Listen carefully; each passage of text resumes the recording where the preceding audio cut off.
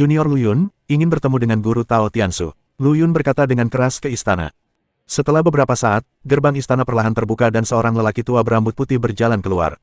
Dia mengenakan jubah hijau, memiliki penampilan abadi, dan auranya sedalam jurang. Dia adalah guru Tao tua dari rumah pedang, guru Tao Tiansu. Kepala istana Lu Yun, apa yang bisa saya bantu? Master Tao Tiansu bertanya dengan nada tenang. Junior ingin bertanya kepada Master Tao bagaimana cara menuju ke Dahong Jiantian.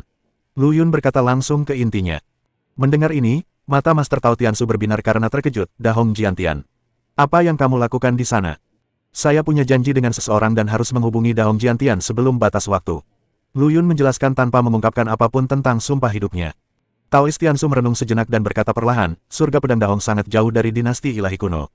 Bahkan bagi seorang guru Tao bintang tinggi, akan butuh waktu lama untuk sampai di sana.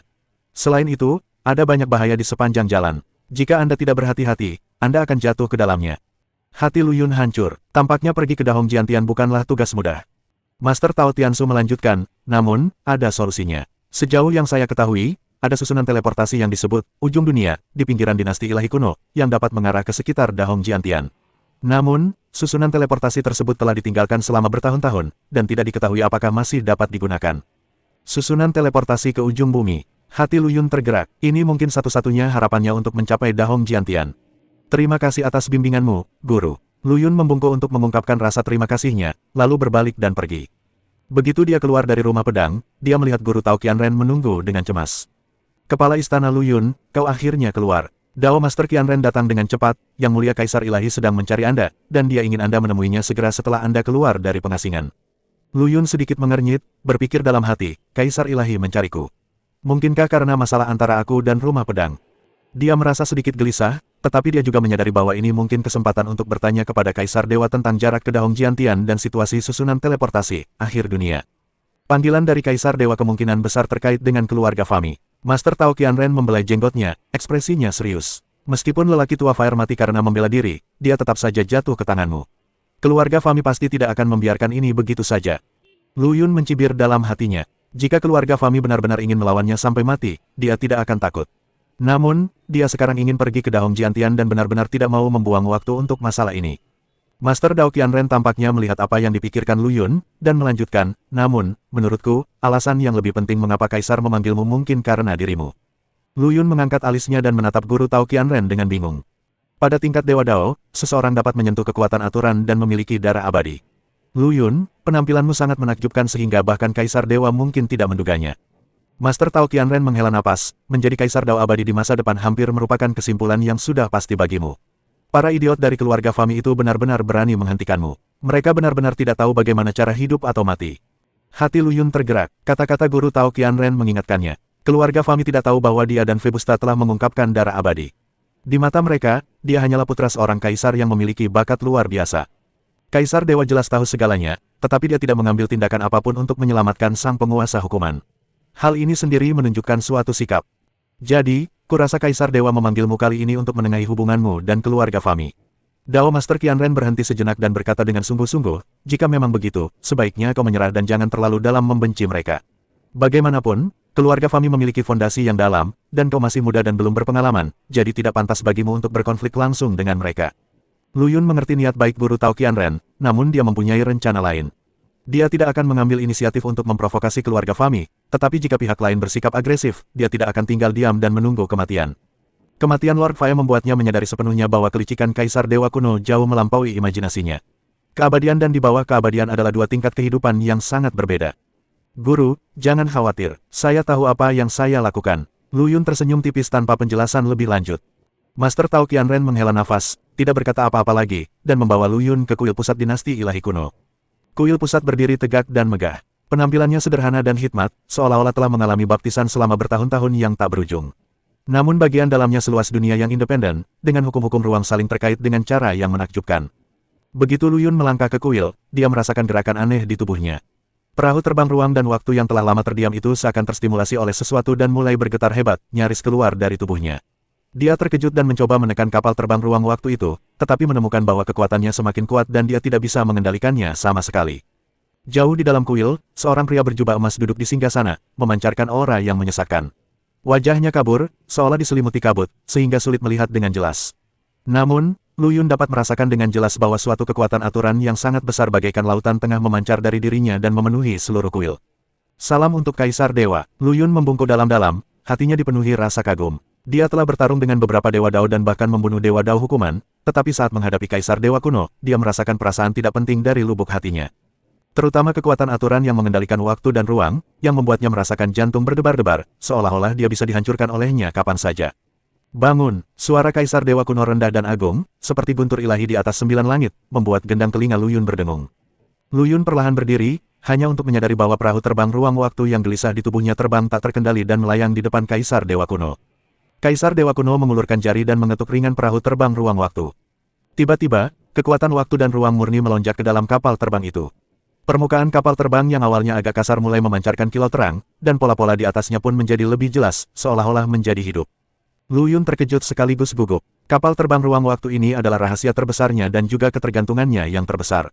Sekarang, dia dikendalikan dengan mudahnya oleh Kaisar Dewa kuno sehingga dia tidak bisa menahan perasaan sedikit gugup. Kamu cukup bagus. Kaisar Dewa kuno menarik jarinya dan berkata dengan tenang, kamu mampu mengintegrasikan kapal terbang ruang waktu sedemikian rupa. Sepertinya fisikku benar. Lu Yun segera membungkuk dan berkata, Kaisar Dewa, Anda terlalu baik. Saya hanya beruntung. Kau seharusnya tahu mengapa aku memanggilmu. Tatapan mata Kaisar Dewa kuno seakan menembus hati Lu Yun, membuatnya tak punya tempat bersembunyi. Hati Lu Yun bergetar, tetapi wajahnya tetap tenang. Dia menjawab dengan hormat, muridku bodoh dan tidak berani berspekulasi tentang niat Kaisar Ilahi. Hehe, Kaisar Dewa kuno terkekeh, kau cukup pandai berbicara, nak.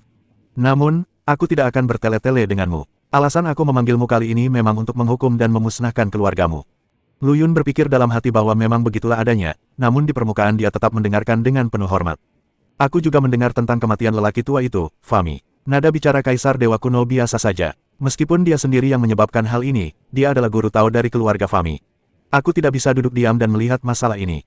Lu Yun mencibir dalam hatinya. Master Fai lah yang memprovokasi dia pertama kali, dan dia hanya melawan balik untuk membela diri. Perkataan Kaisar Dewa kuno dengan jelas menunjukkan bahwa dia ingin memihak keluarga hukuman dan penghancuran. Saya selalu mengagumi Kaisar Ilahi. Saya menantang 12 prefektur hanya sebagai batu loncatan untuk maju. Saya tidak pernah bersikap tidak sopan. Lu Yun berkata dengan tulus, terima kasih, Kaisar Ilahi, karena telah memberiku kesempatan untuk berlatih. Aku sangat bersyukur. Jelas saja, Kaisar Dewa kuno sangat senang dengan pujian itu. Dia mengangguk sedikit dan berkata, lebih baik jika kau berpikir begitu. Masalah keluarga Fami, bagaimanapun juga, masih berhubungan dengan lelaki tua Fami itu. Masalah ini melibatkan rahasia alam semesta yang kacau. Kurasa kau perlu tahu. Hati Lu Yun tergerak, rahasia alam semesta yang kacau. Mungkinkah itu? Tahukah kamu bahwa ada lebih dari satu alam semesta yang kacau di dunia ini? Kaisar Dewa kuno tiba-tiba bertanya. Ketika Lu Yun mendengar ini, hatinya terkejut. Lebih dari satu alam semesta yang kacau. Bagaimana ini mungkin? Meskipun ia berasal dari bumi dan tahu bahwa alam semesta itu luas dan tak terbatas, itu hanyalah spekulasi ilmiah dan ia tidak pernah berpikir bahwa mungkin benar-benar ada alam semesta lain. Setelah terkejut sesaat, Lu Yun segera tenang kembali. Dia berasal dari dunia peradaban teknologi. Dari geosentrisme hingga heliosentrisme, dari mekanika Newton hingga teori relativitas, kognisi manusia terus berkembang. Dalam hal ini, keberadaan multiverse bukanlah hal yang mustahil. Ketika pertama kali mendengar hal ini, saya terkejut, tetapi setelah memikirkannya dengan saksama, saya merasa bahwa itu bukan hal yang mustahil. Lu Yun berkata dengan tenang, kampung halamanku dulu percaya bahwa langit itu bulat dan bumi itu persegi, tetapi kemudian aku mengetahui bahwa dunia ini jauh lebih luas dari yang kita bayangkan. Sekarang, setelah mendengar apa yang dikatakan Kaisar Dewa, meskipun aku terkejut, aku dapat menerimanya. Ada kilatan keterkejutan di mata Kaisar Dewa kuno, seolah dia tidak menyangka reaksi Lu Yun begitu tenang. Kamu memiliki karakter yang baik. Dia mengangguk tanda setuju, sepertinya aku tidak salah tentangmu. Lu Yun berpikir dalam hati bahwa Kaisar Dewa kuno begitu serius dengan masalah ini, sepertinya apa yang disebut rahasia alam semesta yang kacau, ini bukanlah masalah biasa. Tebakanmu benar, kata Kaisar Dewa kuno, situasi keluarga kelaparan memang terkait dengan alam semesta lain. Selain alam semesta kekacauan tempat kita berada, ada juga alam semesta Hongmeng yang mirip dengannya tetapi saling melengkapi. Selain itu, ada juga alam semesta sisi gelap yang sepenuhnya berlawanan dengan kedua alam semesta ini. Alam semesta sisi gelap, Lu Yun mengunyah kata-kata ini, dengan gelombang badai bergolak di dalam hatinya. Ketiga alam semesta, bagaikan tiga kepingan puzzle besar, perlahan-lahan menyatu dalam pikirannya. Dia teringat ketika dia berlatih pedang Dao terpadu agung, kemajuannya lambat dan dia selalu terjebak pada kemacetan 2/3. Mungkinkah? Yang mulia, Lu Yun bertanya ragu-ragu, saya ingin bertanya, apakah ketiga alam semesta ini berhubungan dengan 3000 Tao surgawi? Kaisar Dewa kuno menatapnya dengan kagum dan berkata, Anda sangat tanggap. Ya, di alam semesta primal chaos saya, dari 3.000 dao surgawi, hanya 1.000 yang lengkap, dan 2.000 lainnya tersebar di alam semesta Hongmeng dan alam semesta sisi gelap. Hanya dengan mengumpulkan dao surgawi dari 3 alam semesta, kita dapat benar-benar memahami makna sebenarnya dari 3.000 dao agung. Lu Yun tiba-tiba menyadari bahwa tidak mengherankan jika pedang dao terpadu agung begitu sulit dipraktikkan. Ternyata akar permasalahannya adalah ketidaklengkapan dao surgawi. Dia terus bertanya, apakah itu berarti banyak master dao di alam semesta kekacauan primalku tidak dapat mencapai keabadian? Itulah tepatnya, Kaisar Dewa Kuno mendesah, banyak Master Dao, setelah menghabiskan seluruh hidup mereka, tidak mampu menembus puncak He Dao, justru karena Dao Surgawi belum lengkap, sehingga membatasi potensi mereka. Karena alasan inilah beberapa Master Dao di level He Dao akan menjelajah ke alam semesta lain untuk mencari kesempatan untuk menyempurnakan Dao Surgawi. Pikiran Lu Yun tergerak, dan tebakan berani pun muncul, mungkinkah Guru Tao Fami? Tebakanmu benar, Kaisar Dewa Kuno memotongnya. Pria tua Fami pergi ke medan perang kosmik ribuan tahun yang lalu dan bertempur melawan para penguasa alam semesta yang gelap. Setelah pertempuran itu, dia memasuki alam semesta yang gelap dan tidak pernah terdengar kabarnya lagi. Keluarga Fami mungkin terkikis dan tercemar oleh alam semesta yang gelap karena dia, itulah sebabnya mereka menjadi begitu sombong dan mendominasi. Lalu mengapa Yang Mulia Kaisar Ilahi tidak langsung melenyapkan keluarga itu untuk mencegah masalah di masa mendatang? Lu Yun bertanya dengan bingung. Kaisar Dewa Kuno menggelengkan kepalanya. Pertama, situasi keluarga Fami istimewa, dan aku juga ingin menggunakan ini untuk mempelajari kekuatan alam semesta sisi gelap.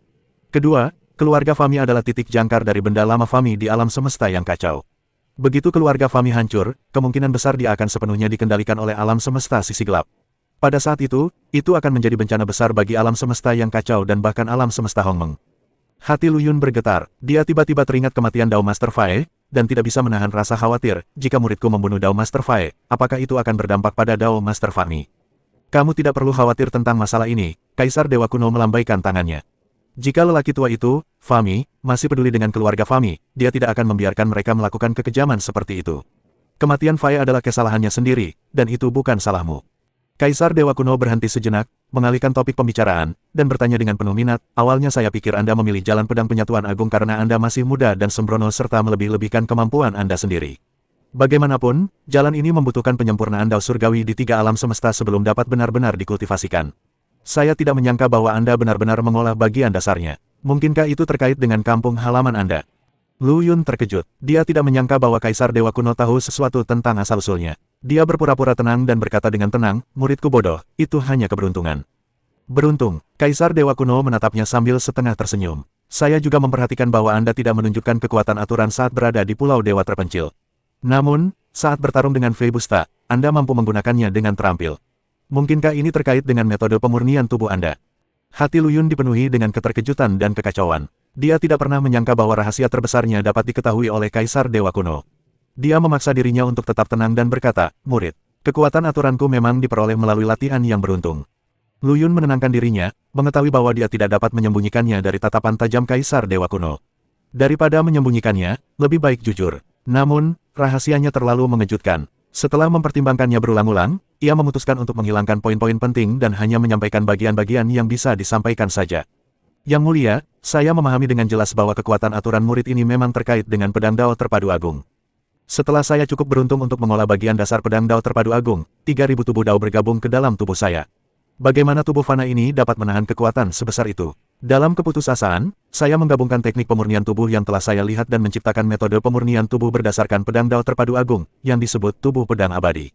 Lu Yun terdiam sejenak, mengamati ekspresi Kaisar Dewa Kuno. Melihat bahwa dia tidak menunjukkan kelainan apapun, dia melanjutkan, ketika tubuh pedang abadi ini dikultivasikan ke tingkat yang lebih rendah, kekuatan aneh akan lahir di dalam tubuh. Saya tidak tahu apa itu sebelumnya. Setelah bertarung dengan Fei Busta, saya diajari oleh Master Qian Ren dan menyadari bahwa ini adalah kekuatan aturan. Tubuh pedang abadi, Kaisar Dewa Kuno mengulangi nama itu dengan suara rendah, matanya berbinar, 3.000 tubuh Dao bergabung, dan kamu menciptakan metode pemurnian tubuhmu sendiri, dan kamu bahkan dapat melahirkan aturan kehidupan. Lu Yun, kreativitasmu benar-benar membuatku terkesan.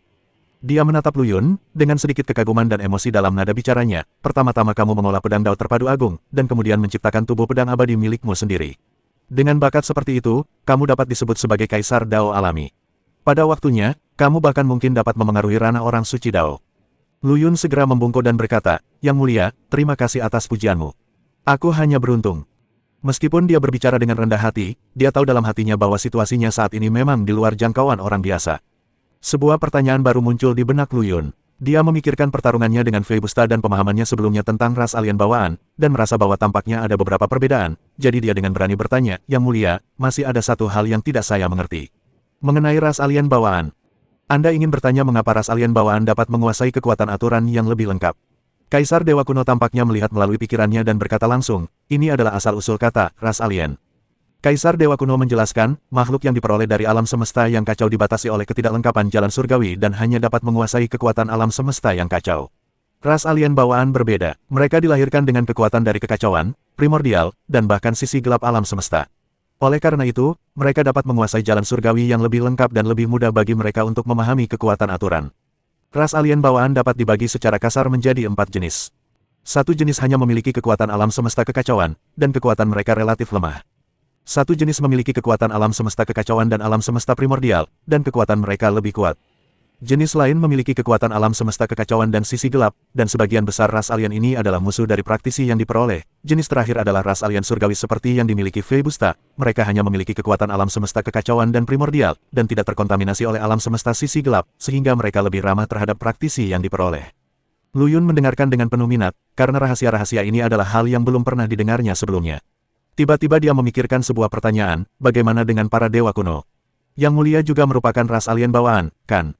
Kaisar Dewa Kuno tersenyum tipis, klan Dewa Kuno memiliki garis keturunan kekuatan dari 3 alam semesta yaitu Chaos, Hongmeng, dan Sisi Gelap. Mereka terlahir dengan Taoisme dan tidak takut dengan pencemaran kekuatan sisi gelap. Yang lebih penting, kita dapat menggunakan Tao waktu dan ruang untuk bepergian di antara alam semesta dan menemukan peluang untuk menyempurnakan Tao surga. Jadi begitulah adanya, Lu Yun tiba-tiba menyadari. Tidak heran Kaisar Dewa Kuno bisa melihat latar belakangnya secara sekilas. Ternyata dia memiliki garis keturunan dan kemampuan yang luar biasa. Dia memikirkan pertanyaan lain dan berkata, karena sebagian besar ras alien bawaan dengan darah dari alam semesta sisi gelap adalah musuh dari praktisi yang terlatih, mengapa Yang Mulia tidak melenyapkan mereka saja untuk mencegah masalah di masa mendatang? Kaisar Dewa Kuno menggelengkan kepalanya, ekspresinya menjadi agak serius. Pertama, keberadaan ras alien ini menjaga keseimbangan alam semesta yang kacau sampai batas tertentu. Kedua, dengan mempelajarinya, kita dapat lebih memahami kekuatan sisi gelap alam semesta dan menemukan cara untuk melawannya. Dia berhenti sejenak dan melanjutkan, kekuatan alam semesta sisi gelap itu menyebar luas dan terus-menerus mengikis alam semesta yang kacau. Ras alien dengan darah sisi gelap ini tidak ada habisnya untuk dibunuh, jadi lebih baik memperlakukan mereka sebagai batu asa untuk mendorong praktisi yang diperoleh agar menjadi lebih kuat. Hati Lu Yun dipenuhi gelombang yang bergejolak. Percakapan dengan Kaisar Dewa Kuno bagaikan sebuah pencerahan, membebaskannya dari pandangan sempit tentang seekor katak di dalam sumur. Sebelumnya, daun jantian bagaikan puncak yang menjulang tinggi di matanya, tak tergoyahkan. Sekarang nampaknya ia hanya setitik debu tak berarti di tengah kekacauan alam semesta. Jalan menuju keabadian yang selama ini ia kejar dengan susah payah, tiba-tiba menjadi dapat dicapainya di mulut Kaisar Dewa Kuno. Melatih tubuh pedang abadi selangkah demi selangkah dan mencapai keabadian sejati tampaknya bukan mimpi yang mustahil tercapai. Saya mendapat banyak manfaat dari apa yang dikatakan Yang Mulia. Lu Yun berkata dengan hormat, dan pikirannya menjadi lebih jernih tentang jalan masa depan. Apakah Anda punya pertanyaan lainnya? Tanya Kaisar Dewa Kuno, matanya dalam, seolah dia bisa melihat semua pikiran Lu Yun. Lu Yun ragu-ragu sejenak dan bertanya, saya ingin bertanya kepada Yang Mulia, untuk melengkapi Dao Surgawi, apakah saya harus pergi ke alam semesta Hongmeng dan alam semesta sisi gelap?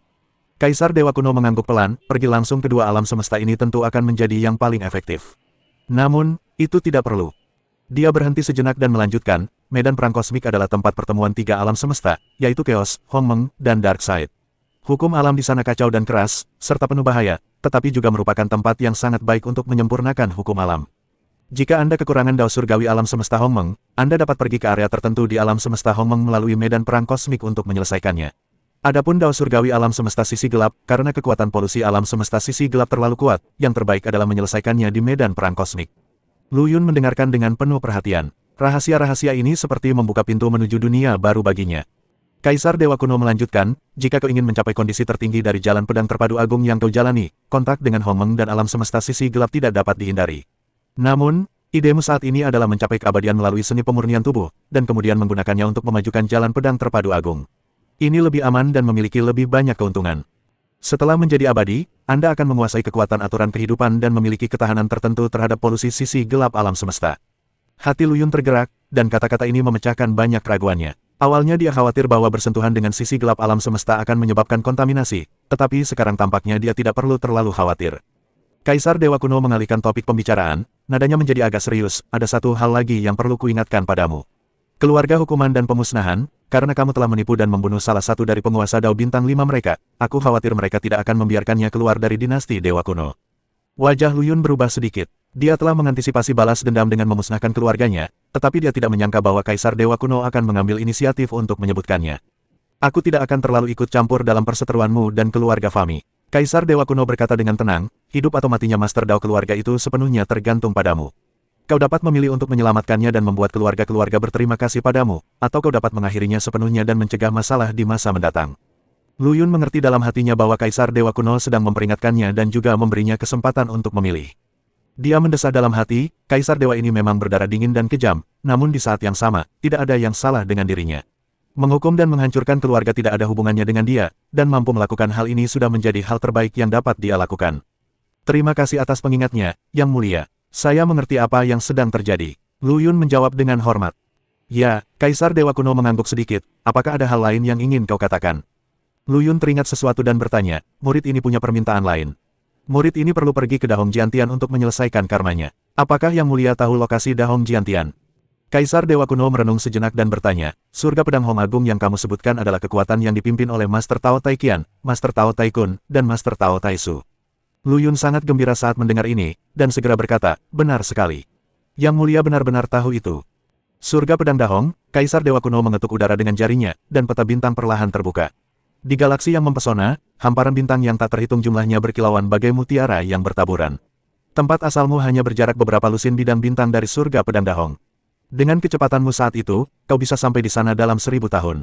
Sayangnya, dia melirik Lu Yun, dengan nada menggoda di nadanya, sekarang kamu berada di dinasti ilahi kuno, lebih dari 1200 bidang bintang jauhnya dari surga pedang Hong Agung, dan ada banyak tempat berbahaya di sana.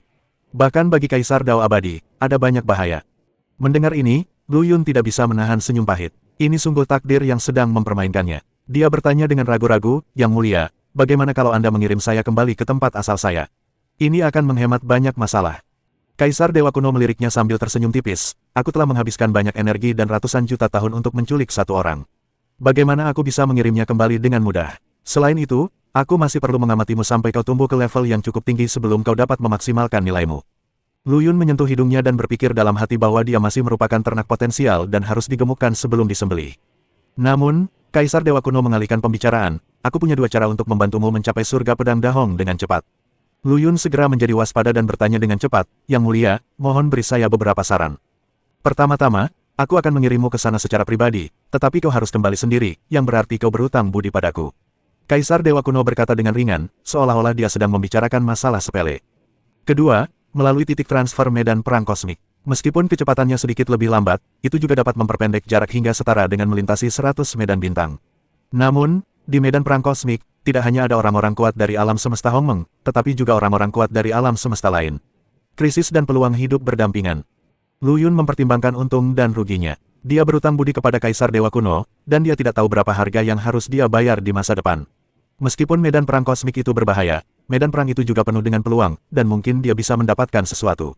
Murid memilih untuk melintasi medan perang kosmik. Lu Yun membuat keputusan yang tegas.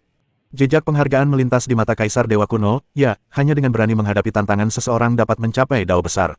Aku akan mengatur agar kamu memasuki medan perang alam semesta atas nama medan perang atas dengan kapal perang luar angkasa dan pergi ke titik transfer 107. Dari sana, kamu dapat bergegas ke Dahong Jiantian di dekatnya. Lu Yun merasa gembira dan segera berterima kasih kepada Kaisar Dewa Kuno. Dia berpikir bahwa medan perang kosmik penuh dengan bahaya, jadi dia memutuskan untuk tidak membiarkan Liu Xuanji dan Yu Yini mengambil risiko. Setelah kembali ke kediamannya, Lu Yun menelepon kedua wanita itu dan memberitahu mereka keputusannya. Sayangku, perjalanan ini berbahaya. Aku bersedia pergi bersamamu. Mata indah Liu Xuanji penuh dengan tekad. Yu Yini pun berkata dengan lembut, sayangku, aku juga tidak ingin berpisah denganmu. Lu Yun tersentuh dan membelai rambut mereka dengan lembut, lalu berkata dengan lembut, perjalanan ini berbahaya dan tidak terduga. Bagaimana mungkin aku membiarkan kalian mengambil risiko? Aku akan meninggalkan tubuh tauku untuk menemani kalian, dan aku akan pergi sendiri. Meskipun kedua wanita itu enggan, mereka memahami usaha keras Lu Yun dan akhirnya menyetujui rencananya. Lu Yun meninggalkan tubuh taunya untuk menemani kedua wanita itu, sementara tubuh aslinya menyepakati waktu keberangkatan dengan Kaisar Dewa Kuno. Dia mempelajari beberapa tindakan pencegahan tentang medan perang kosmik dan membuat beberapa persiapan sederhana. Dia kemudian memperoleh peta rute medan perang kosmik dari Kaisar Dewa Kuno dan memulai perjalanan ke medan perang kosmik sendirian. Setengah tahun kemudian, Lu Yun tiba di medan perang luar angkasa. Area berlabuh kapal perang di medan pertempuran luar angkasa lebih mirip tempat pembuangan sampah besar daripada area berlabuh. Puing-puing logam berkarat menumpuk seperti gunung, mengeluarkan bau oli mesin yang menyengat. Berbagai pesawat ruang angkasa berbentuk aneh dan bobrok diparkir miring, seolah-olah akan hancur pada detik berikutnya. Lu Yun menatap kapal perang di depannya yang hendak membawanya ke medan perang luar angkasa, dan sebuah kata muncul di benaknya, lusuh. Kapal perang ini lebih menyerupai tumpukan besi tua yang disatukan ketimbang kapal perang itu sendiri. Lambung kapal penuh lubang dan penyok, seolah-olah telah digerogoti sesuatu. Catnya telah lama terkelupas, memperlihatkan logam hitam di bawahnya, seolah-olah akan hancur kapan saja. Lu Yun bahkan meragukan apakah benda ini benar-benar dapat terbang ke medan perang luar angkasa. Tidak akan hancur di tengah jalan, kan? Dia hanya bertanya-tanya bagaimana cara masuk ketika pintu kabin berderit terbuka dan seorang pria setengah baya kekar keluar. Tubuh lelaki itu dipenuhi tato-tato aneh, bagaikan sejenis totem misterius, dan tatapan matanya setajam pisau, sehingga memberi kesan bahwa dia bukan orang yang bisa dianggap remeh.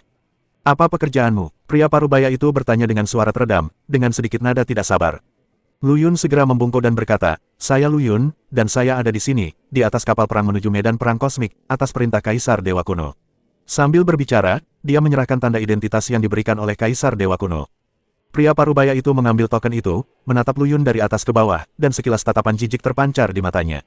Dewa Taoisme, dengan tingkat kultivasimu, kau ingin pergi ke medan perang kosmik. Aku khawatir kau akan menjadi umpan meriam bahkan sebelum kau sampai di sana. Meski tidak senang, Lu Yun tetap menahan diri. Lagi pula, ketika Anda tinggal di bawah atap seseorang, Anda harus menundukkan kepala. Dia berkata dengan tenang, senior, Anda bercanda. Saya hanya mengikuti perintah. Pria parubaya itu memindai token pada instrumen aneh di tangannya. Instrumen itu mengeluarkan suara, bip, dan menampilkan informasi Lu Yun. Titik transfer 107, kamar 304, cari saja sendiri. Setelah berkata demikian, dia melemparkan token itu kembali ke Lu Yun dan berbalik kembali ke kabin.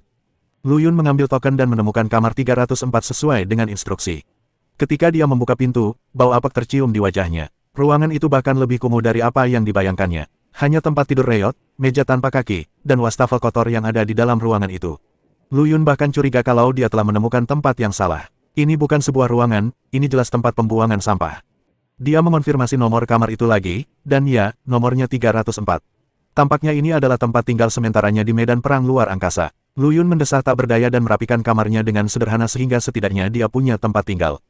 Lingkungan ini benar-benar berbeda dari yang ada di gambar time flowing. Lu Yun mendesah. Dia masih merasa lebih nyaman dalam gambar waktu berlalu. Dia meninggalkan tubuh Tao di ruangan itu, dan tubuh aslinya memasuki diagram aliran waktu.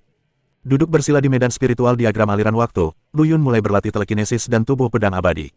Pengembangan telekinesis sangat lambat, seperti siput yang merangkak, dan tanpa dukungan telekinesis yang kuat, peningkatan tubuh pedang abadi juga terbatas. Keduanya saling membatasi dan hanya dapat membuat kemajuan bersama. Pada saat yang sama, di ruang kendali kapal perang luar angkasa yang bobrok ini, seorang pria gemuk sedang duduk di kursi dengan segala macam makanan dan anggur lezat di depannya. Dia memegang kendi anggur di satu tangan dan ayam panggang di tangan lainnya, makan dengan mulut penuh minyak. Apakah semua orang ada di sini? Pria gemuk itu bertanya dengan samar. Pria parubaya yang bertugas menaiki kapal berdiri dengan hormat dan berkata, Tuanku, semua orang sudah ada di sini dan kita bisa berangkat kapan saja. Ayo pergi. Pria gemuk itu melemparkan tulang ayam di tangannya dan menekan tombol mulai. Kapal perang itu mengeluarkan raungan tumpul, perlahan-lahan mulai bergerak, dan terbang menuju ke arah medan pertempuran kosmik. Tuan, kapal perang ini sudah terlalu tua. Bisakah kita menggantinya dengan yang baru? Pria parubaya itu tidak dapat menahan diri untuk tidak mengeluh. Pria gemuk itu meliriknya dan berkata, ini dipersiapkan khusus untuk pendatang baru. Lingkungan medan perang luar angkasa itu keras, jadi ada baiknya mereka beradaptasi terlebih dahulu. Selain itu, kapal perang ini hanyalah barang sekali pakai dan akan dibuang di medan perang luar angkasa. Mengapa membuang-buang sumber daya? Pria parubaya itu tidak berani berkata apa-apa lagi dan hanya bisa berdiri diam di samping. Ngomong-ngomong, lelaki gemuk itu tiba-tiba teringat sesuatu. Di antara orang-orang yang pergi ke medan perang luar angkasa kali ini, apakah ada yang menonjol? Anak bernama Suolisi itu, baru berlatih kurang dari 100.000 tahun, tetapi dia sudah memiliki darah tingkat Hedao dan telah menembus ke tingkat Master Dao bintang 1. Wah, anak muda benar-benar patut ditakuti. Lelaki gemuk itu bicara samar-samar sambil mengunyah kaki babi yang mengilap. Noda minyak mengalir di sudut mulutnya, membentuk sungai minyak mengilap di dagunya. Pria parubaya yang muram itu memiliki ekspresi kosong di wajahnya dan berbicara dengan nada dingin, potensinya bagus, tetapi hanya bagus. Di tempat seperti medan perang kosmik, para jenius jatuh lebih cepat daripada meteor. Tanpa karakter dan sarana yang memadai, tidak ada gunanya tidak peduli seberapa kuat garis keturunanmu. Hahaha, Lao Fang, kamu masih saja bersikap dingin. Tapi kamu benar, medan perang kosmik bukanlah tempat untuk bermain rumah-rumahan. Lelaki gendut itu melempar tulang kaki babi yang sudah dibersihkan ke tong sampah sambil mengeluarkan bunyi, klang. Ngomong-ngomong, Orang bernama Gu King itu, ini keempat kalinya dia memasuki medan perang semesta, kan? Kekuatannya setara dengan dia, pria parubaya yang dingin itu berkata singkat. Orang ini lebih licik dari saringan, dan sangat egois serta mementingkan keuntungan pribadi. Saya selalu merasa ada yang salah dengannya. Haruskah saya mengawasinya? Pria gemuk itu menyipitkan matanya, dan secercah cahaya melintas di matanya. Tidak perlu, pria parubaya berdarah dingin itu menggelengkan kepalanya. Orang seperti ini tidak bisa membuat gelombang besar. Selama dia ingin bertahan hidup di medan perang semesta, dia hanya bisa patuh dan menggunakannya sebagai alat.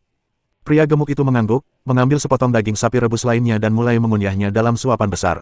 Siapa nama orang terakhir yang menaiki kapal itu? Lu Yun, orang yang butuh waktu setengah bulan untuk sampai di sana. Dia adalah seorang jenius yang mengerikan dari dinasti ilahi kuno. Dia telah mencapai alam Dewa Dao teratas setelah berlatih selama lebih dari 3.000 tahun. Kekuatan tempurnya dikatakan telah mencapai ambang batas Dewa Dao bintang 1. Bakatnya bahkan lebih kuat daripada Sulisi. Nada bicara pria setengah baya yang dingin itu jarang penuh kekaguman, tetapi segera kembali dingin. Namun, anak ini menggunakan rute kita untuk kembali ke kekuatan aslinya. Kita hanya perlu memastikan keselamatannya di jalan dan kita tidak perlu mengkhawatirkannya begitu dia tiba di pangkalan. Lebih dari 3.000 tahun, wow, sungguh monster, desa lelaki gemuk itu. Tepat pada saat itu, komunikator kapal perang berdering. Setelah lelaki setengah baya berdarah dingin itu menjawab panggilan, terdengar suara yang sedikit arogan dari dalam, saya Sulisi, saya ingin pindah kamar yang saya tempati sekarang hanyalah kandang babi. Wajah pria setengah baya berdarah dingin itu menjadi gelap dan nadanya menjadi lebih dingin, kamarmu dialokasikan sesuai dengan peraturan. Tanpa keadaan khusus, kamar itu tidak akan diubah. Jika kamu membuat permintaan yang lebih tidak masuk akal, aku tidak keberatan membiarkanmu mengalami kekejaman medan perang luar angkasa terlebih dahulu. Setelah itu, dia langsung menutup teleponnya. Pria gemuk itu terkekeh dan berkata, anak ini memang pemarah. Namun, menunjukkan sifat pemarah di hadapanmu, Fang Tua, sama saja dengan memamerkan keterampilan di hadapan seorang ahli. Dalam grafik aliran waktu, Lu Yun duduk bersila di tengah medan spiritual, dikelilingi oleh cairan esensi kacau yang kaya, seolah-olah dia berada di lautan kekacauan. Dia mengaktifkan tubuh pedang abadinya, dan 3.000 lubang sucinya bagaikan binatang buas yang lapar, dengan gila melahap cairan saripati kacau di sekitarnya. Dengan masuknya sejumlah besar esensi kacau, lebih dari 700.000 sel abadi di tubuh Lu Yun mulai bergetar hebat, seperti telur yang akan menetas, memancarkan vitalitas yang kuat. Dalam dantiannya, kristal berbentuk pedang yang memancarkan cahaya keemasan cemerlang berputar perlahan, menyerap esensi cairan esensi kacau dan terus-menerus memberi nutrisi pada sel-sel abadi ini. Sekali, 2 kali, 3 kali, Lu Yun terus mengulang proses ini, mendorong dirinya hingga batas kemampuannya setiap waktu. Tubuhnya seperti tungku raksasa, yang terus-menerus melebur, memurnikan, dan memperbarui. Keringat berjatuhan bagai hujan, membasahi pakaiannya, tetapi dia tidak menunjukkan niat untuk berhenti. Setelah hampir 100 siklus, perubahan kualitatif akhirnya terjadi pada tubuh Lu Yun. Ledakan, suara teredam keluar dari tubuhnya, dan penghalang jutaan sel abadi hancur dalam sekejap. Sel-sel abadi baru muncul seperti jamur setelah hujan, dan jumlahnya dengan cepat melampaui 1 juta. Kekuatan fisik Lu Yun meningkat drastis lagi, dan kekuatan mengerikan tubuh pedang abadi pun berlipat ganda. Pada saat yang sama, kekuatan aturan kehidupan di tubuhnya juga meningkat pesat. Di telapak tangannya, pola samar aturan kehidupan perlahan muncul, seperti naga yang sedang tidur, mengandung vitalitas tak terbatas. Dan di lautan kesadarannya, kristal pikiran oranye yang awalnya hanya berukuran 1 inci kini telah tumbuh menjadi kolom kristal oranye bening setinggi 1 kaki, memancarkan fluktuasi kekuatan mental yang kuat. Lu Yun perlahan membuka matanya, secercah cahaya melintas di matanya. Sejuta sel abadi, kristal pikiran sepanjang 1 kaki, sekarang, aku bahkan bisa melawan seorang Master Tao bintang 5. Dia mengepalkan tangannya, merasakan kekuatan yang mengalir dalam tubuhnya, senyum muncul di sudut mulutnya.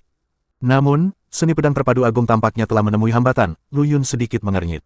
Dia samar-samar merasa bahwa seni pedangnya sepertinya kehilangan sesuatu yang penting, yang menghalanginya untuk membuat kemajuan lebih lanjut. Sepertinya perjalanan ke medan perang kosmik ini bukan hanya untuk melengkapi aturan kehidupan, tetapi juga untuk melengkapi ilmu pedangku.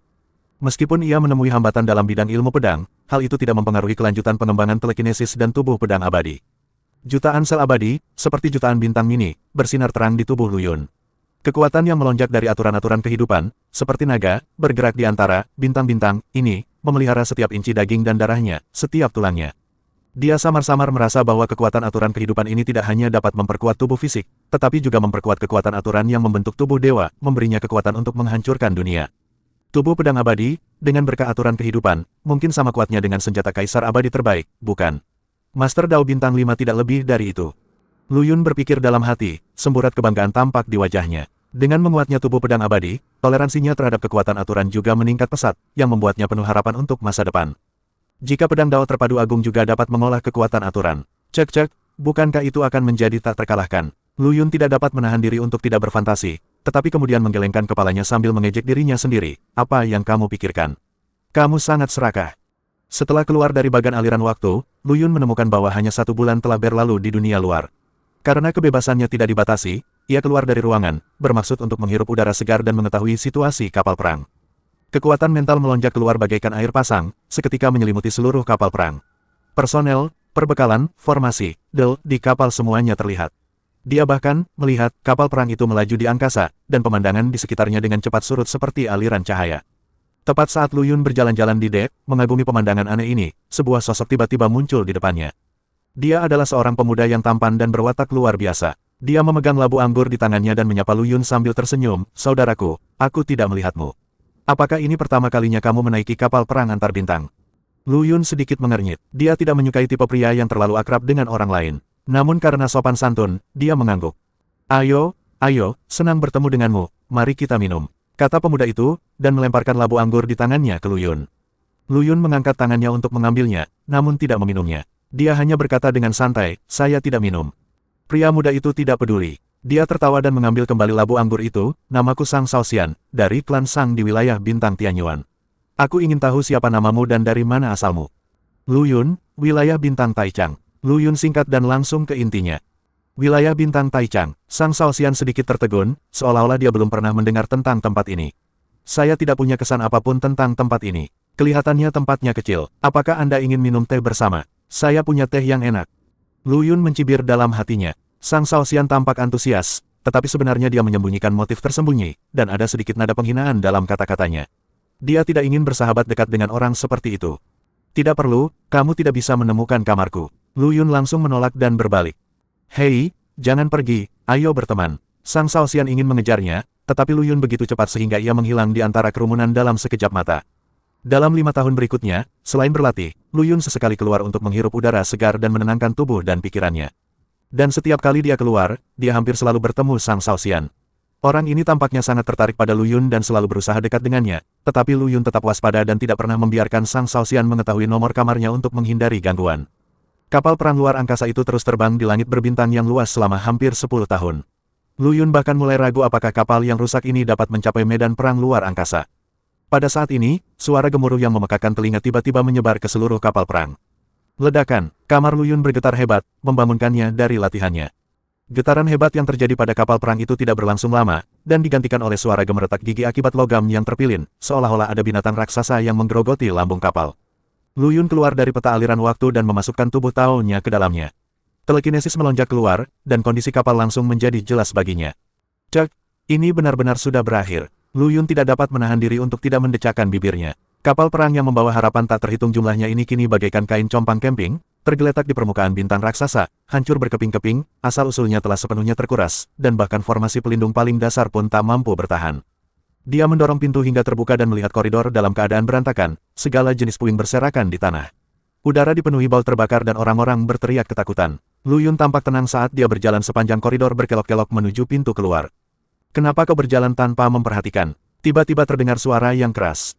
Lu Yun mendongak dan melihat seorang pemuda berambut merah panjang berapi-api tengah melotot marah ke arahnya. Pria muda itu tinggi dan berotot, dengan tatapan pemberontak dan agresif di matanya. Lu Yun mengenali bahwa ini adalah penghuni kamar sebelahnya. Selama 10 tahun terakhir, pihak lain tidak pernah diam, sering membuat suara-suara yang mengganggu di tengah malam, dan tampaknya memiliki energi yang tidak ada habisnya. Pada saat ini, pihak lain jelas sedang melampiaskan kemarahannya tentang jatuhnya kapal perang kepadanya. Secercah niat membunuh muncul dalam hati Lu Yun, tetapi dia dengan cepat menekannya. Dia terlalu malas untuk terlibat dengan orang bodoh seperti itu dan minggir untuk memberi jalan. Apa, kamu bisu? Melihat Lu Yun tidak berbicara, pemuda berambut merah itu menjadi semakin sombong. Aku berbicara padamu. Apa kau tidak mendengarku? Lu Yun bahkan tidak mengangkat kelopak matanya dan berjalan lurus melewatinya. Pemuda berambut merah itu sepertinya ingin mengatakan sesuatu, tetapi Lu Yun begitu cepat sehingga dia menghilang di ujung koridor dalam sekejap mata. Bergegas keluar dari lambung kapal yang rusak, Lu Yun tiba di ruang terbuka. Cukup banyak orang yang berkumpul di sini, kebanyakan dari mereka adalah Dewa Tao jahat dan Guru Tao yang sakti. Ada yang tampak serius, ada yang masih syok, dan ada pula yang tampak marah. Pemuda berambut merah itu saat ini berdiri di tengah kerumunan, menunjuk ke langit dan mengumpat, seolah ingin melampiaskan semua kekesalannya. Dia tampak begitu sombong dan mendominasi, seperti burung merak jantan yang sedang birahi, yang berharap seluruh dunia mengetahui keberadaannya. Su Lisi, bisakah kamu tenang? Seorang lelaki kekar tak kuasa menahan diri untuk bertanya, kau tidak tahu apa yang terjadi. kau masih berteriak-teriak di sini, apa kau tidak takut mendapat masalah? Saya tidak takut dengan masalah apapun. Su Lixi mendengus jijik, aku putra tertua keluarga Su, siapa yang berani menyentuhku? Lu Yun berdiri di samping dan menyaksikan semua ini dengan dingin. Dia menemukan bahwa banyak di antara para penyintas itu agak waspada terhadap Su Lixi. Jelas, keluarga Su juga merupakan raksasa di bidang bintang Tianyuan. Kakak Lu Yun, terdengar suara yang familiar. Lu Yun berbalik dan melihat Sang Shaoxian berjalan ke arahnya sambil tersenyum. Kamu ikut keluar juga? Lu Yun bertanya dengan acuh tak acuh. Benar sekali, Sang Shaoxian menggelengkan kepalanya tanpa daya. Kapal yang rusak ini telah terbang selama 10 tahun, tetapi tetap saja berakhir dengan kecelakaan. Sungguh malang.